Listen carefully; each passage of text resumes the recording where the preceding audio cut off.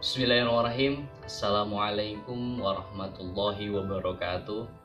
Alhamdulillah, walhamdulillah, falhamdulillah, tsummalhamdulillah, ala kulli halin ni'mah, wassalatu wassalamu ala rasulillah. Rabbi shrahli sadri wa yassirli amri wahlul 'uqdatam min lisani yafqahu qawli. Alhamdulillah pada kesempatan kali ini kita bisa bertatap muka setelah sekian lamanya tidak update, hampir 1 tahun ya, hampir 1 tahun. Pada kesempatan kali ini izinkan saya akan membahas suatu konten religi, yakni tahfidz, metode cara menghafal Al-Quran dengan metode tasbih modern yang berkolaborasi dengan via media sosial yaitu YouTube. Apa itu metode tasbih modern?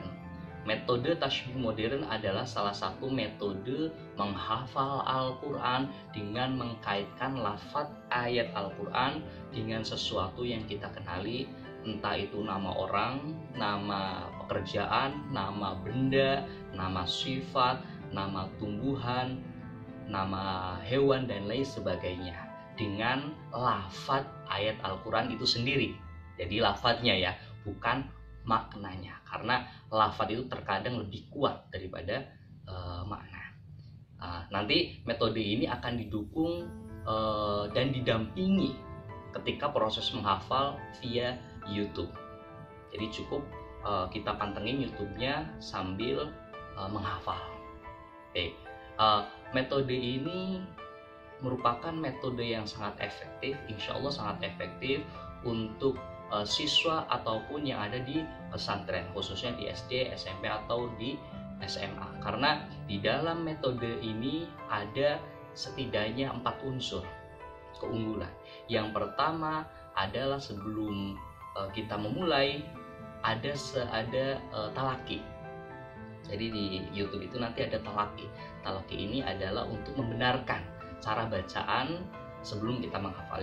Yang kedua adalah ada unsur tahfidz. Tahfidz ini adalah proses pendampingan dalam menghafal ayat itu sendiri dengan metode tasbih. Yang ketiga adanya penjelasan makna kandungan ayat yang dihafal. Dan yang keempat adalah adanya YouTube. Seperti kita ketahui bahwa zaman sekarang ini istilahnya YouTube sudah menjadi tren. Karena itu metode tasbih ini kita susupkan ke dalam media sosial yaitu YouTube.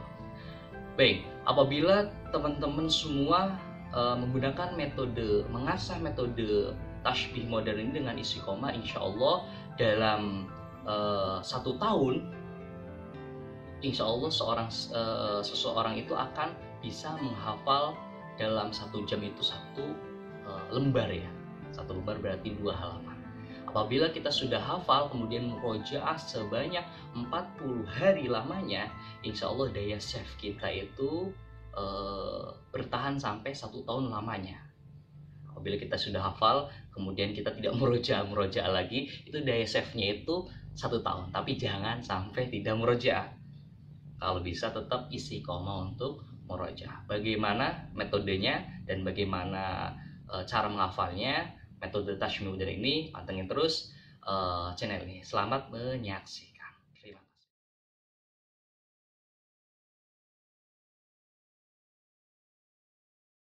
Sebelum lanjut, jangan lupa ya untuk like, share, dan subscribe.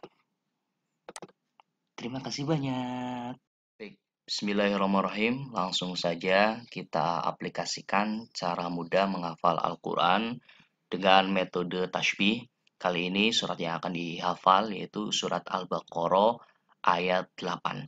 Metode tasbih ini kita harus mencari kunci-kuncinya dulu, kunci kata per kata dari suatu ayat Al-Quran untuk memudahkan dan mengingat dalam proses penghafalan Al-Quran. Baik, sebelum kita memulai penghafalan, alangkah baiknya saya akan mentalaki dulu bacaan ayat Al-Quran itu sendiri.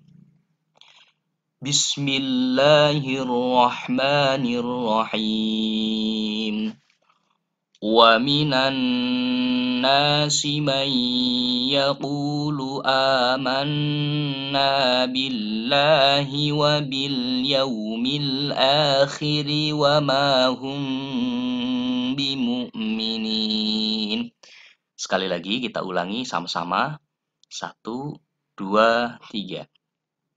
Wa minan nasi man yaqulu amanna billahi wa bil yaumil akhir wa ma hum bimu'minin. Jadi proses talaki ini adalah sangat penting sebelum menghafal Al-Quran, karena untuk mengetahui benar atau tidaknya, panjang pendeknya dalam proses penghafalan Al-Quran. Baik, langsung saja. Waminan nasi. Jadi ketika saya membacakan kata wamina, apa yang terbesit dalam pikiran teman-teman? Wamina. Iya, salah satu kota yang ada di Arab Saudi, yaitu Mina. Berarti kita kunci kota Mina untuk mengingatnya. Jadi untuk mengingat-ingat lafadz wamina, itu kota Mina. Kemudian waminan nasi. Nah, an-nasi. Ketika saya membaca lafadz an-nasi, kira-kira yang terbesit dalam benak teman-teman apa? Betul, yaitu nasi. Nah, jadi mengingat-ingatnya an-nasi itu dengan nasi. Wa minan nasi may yaqul. Ketika saya membacakan kata may yaqul, kira-kira yang terbesit dalam pikiran teman-teman apa? Yang terlintas. Kita korelasikan dengan sesuatu yang kita kenali. Nah, ternyata kalau dulu saya mengingatnya itu dengan Yakul. Nah, Yakul ini adalah salah satu minuman. Kita makan dengan nasi, kemudian minum dengan Yakul. Adapun kunci-kunci ini, entah itu mina, nasi, dan Yakul, itu tidak harus sama. Jadi apabila teman-teman punya kunci yang lain, contohnya saya punya teman namanya Maya. Nah, di sini kan Mayakul. Wah, boleh saja kita pakai. Berarti kuncinya Maya. Tapi dulu saya itu mengingat-ingat lafadz Mayakul dengan Yakul. Jadi ada mina, nasi, dan juga Yakul. Ingat-ingat ya, clue-nya ada 3 kuncinya. Kita ulangi dari awal. 1, 2, 3. Wa minan nasi man yaqul. Kemudian amanna billah. Ketika saya membaca lafadz amanna, yang terbesit dalam pikiran teman-teman apa? Yang dikenal oleh teman-teman semua, yaitu aman. Benar sekali, aman. Ini mudah. Kemudian sama Allah. Jadi aman dan Allah. Jadi inilah kunci yang kita samakan dengan lafadz-lafadz ayat Al-Quran. Nah, ini adalah metode tashbih, penyerupaan ayat Al-Quran dengan sesuatu yang kita kenal secara lafadz ya, bukan makna. Secara lafadz, karena lebih mudah, bukan secara makna. Baik, kalau sudah amanah kita tahan dulu, kita pause dulu. Kita ulangi agar lancar. Sebelum lancar, kita tidak boleh lanjut. Oke? Kita ulangi lagi dari awal. Sambil konsentrasi, memikirkan kunci-kuncinya serta lafadznya. 1, 2, 3. Wa minan nasi man yaqulu amanna billah. Kalau belum hafal, ulangi lagi. Wa minan nasi man yaqulu amanna billah. Nah, kalau sudah hafal, boleh kita lanjutkan. Wa bil yaumil akhir wa ma hum bimu'minin. Baik, di sini ketika saya membacakan ayat wabil yaumil, kata wabil yaumil akhir, kira-kira yang terlintas, yang dikenali dalam pikiran teman-teman apa? Iya, hari akhir. Hari akhir ini adalah setelah kiamat ya, setelah kiamat, setelah dunia ini kiamat ada hari akhir. Wabil yaumil akhir. Kemudian wa ma hum bimu'minin. Nah, di sini lucu nih. Saya punya pengalaman ketika mengajar SD, ketika saya membacakan wa ma hum. Kemudian yang terlintas dalam benak anak-anak apa? Ternyata mereka jawab wa ma hum itu seperti suara knalpot, Pak.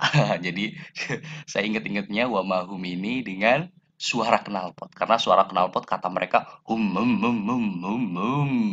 Seperti wa ma hum. Jadi ya udah nggak apa-apa. Jadi yang penting kita mudah untuk mengingatnya agar tidak lupa.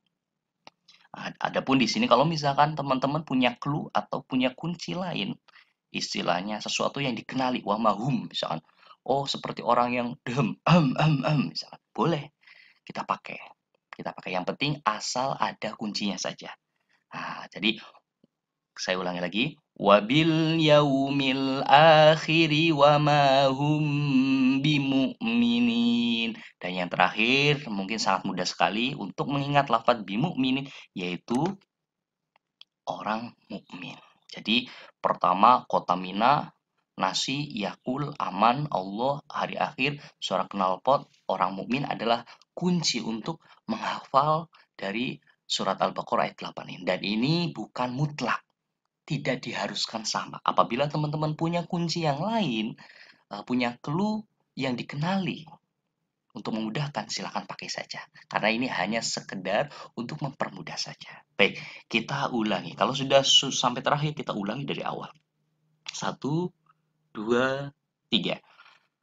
وَمِنَ النَّاسِ مَن يَقُولُ آمَنَّا بِاللَّهِ وَبِالْيَوْمِ الْآخِرِ وَمَا هُم بِمُؤْمِنِينَ.